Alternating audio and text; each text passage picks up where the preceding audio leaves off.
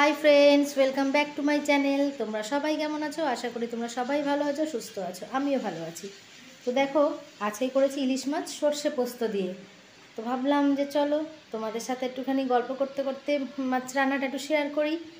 আর অবশ্যই একটা লাইক করো ভিডিওর শুরুতে, যদি ভিডিওটা ভালো লেগে থাকে তবেই।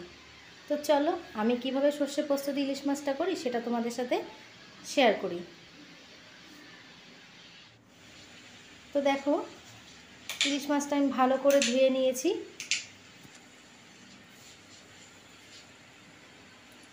আর ইলিশ মাছ সব রকমভাবে করলেই ভালো লাগে, কি তাই না? ইলিশ মাছ এমনই একটা মাছ। তো দেখো, আমি এখন ইলিশ মাছটা ম্যারিনেট করার জন্য কী কী নেব। নুন, আমি যেহেতু একটুখানি নুন মিষ্টি ব্যালেন্স করি, মিষ্টি নিয়েছি, হলুদ, সর্ষের গুঁড়ো, আর হচ্ছে এখানে দেখো এটা হচ্ছে পোস্ত বাটা। আর আমি এর সাথে অ্যাড করব হচ্ছে একটুখানি টক দই। তো টক দই তোমরা চাইলে স্কিপ করতে পারো, কারণ টক দই না চাইলে দিও না। তো আমি ভাবলাম একটুখানি দিই।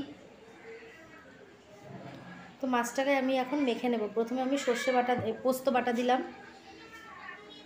তারপর আমি অ্যাড করলাম হচ্ছে একটু টক দই,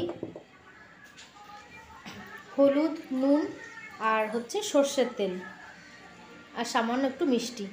এটা দিয়ে আমি ভালো করে মাখবো। আর হ্যাঁ, আমি পোস্ত বাটার মধ্যে আমি কাঁচা লঙ্কা দুটো দিয়ে আমি বেটে নিয়েছি। তো ঝাল তোমরা তোমাদের স্বাদ মতন দেবে।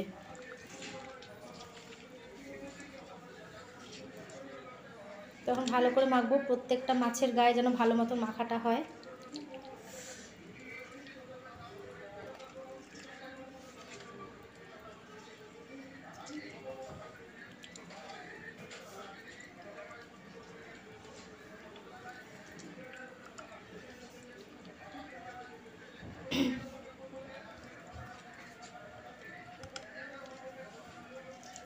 ইলিশ মাছ আমি বেগুন দিয়েও ভালো লাগে, আর সর্ষে পোস্ত দিয়েও ভালো লাগে। ইলিশ মাছ আমাকে যেভাবে দেবে সেভাবেই আমার খুব ভালো লাগে। অসাধারণ একটা মাছ।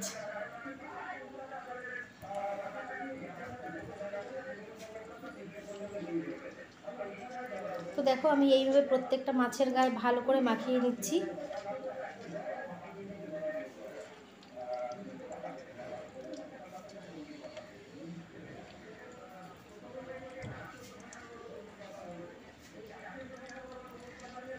আর এই রেসিপিটায় আমি একটুখানি তেল একটু বেশিই দেবো। পুরোটাই সর্ষের তেলে রান্না করব, আর তেলটা একটু বেশিই লাগবে। এই মাখাতে লাগবে, তারপরে রান্নাতে লাগবে, আর লাস্টে আমি একটুখানি নামানোর আগেও তেল দিয়ে নেব।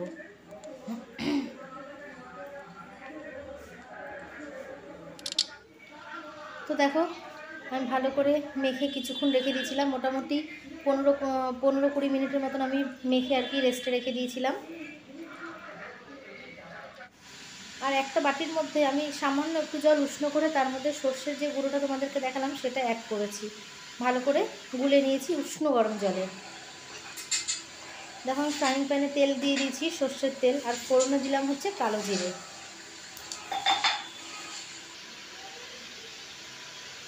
এবারে আমি একে একে সব মাছগুলো দিয়ে দিলাম। আর ইলিশ মাছ খুব সাবধানে নাড়তে হয়, মানে এবার এটা দিয়ে আমি একটুখানি ঢেকে দেবো। তো দেখো, ঢাকা উঠিয়ে এখন আমি একটা একটা করে মাছ উল্টাবো। তো মাছগুলো খুব সাবধানে উল্টাতে হয়, কারণ ইলিশ মাছ তো মানে খুব নরম আর সফট হয়। তো যে কারণে খুব আলতোভাবে ইলিশ মাছগুলো উল্টাতে হয় এক এক করে। তো দাঁড়াও, আমি এক এক করে উল্টে নিচ্ছি, কারণ এক হাতে ক্যামেরা নিয়ে না খুব অসুবিধা হয়। বুঝতেই পারো তোমরা।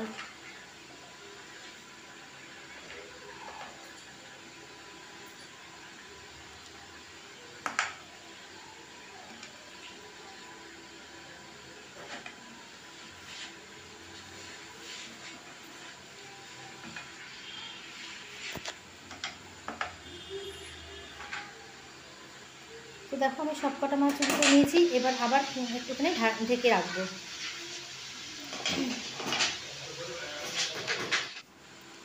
তো এবার আমি কিছুটা উষ্ণ জল অ্যাড করলাম, উষ্ণ জল অ্যাড করেছি। আর কারণ তখন তো ঢেকে ঢেকে বেশ কিছুক্ষণ রেখেছি, আর এক দুবার মানে মাছটাকে উল্টে দিয়েছি। তো এবার একটু উষ্ণ জল অ্যাড করেছি। আবার আমি একটুখানি কিছুক্ষণ ঢাকা দিয়ে রাখবো। এই দেখো আমার ফুটে উঠেছে। এইবারে নামানোর আগে আমি যে সর্ষের পাউডারটা আমি জলের মধ্যে গুলে নিয়েছিলাম সেটা দিয়ে দেবো। আর এটা দিয়ে আমি বেশিক্ষণ ফোটাবো না, এটা দিয়ে জাস্ট একটুখানি ফুটে উঠলেই আমি নামানোর আগে এই কাঁচা সর্ষে তেল দিয়ে নামিয়ে নেব।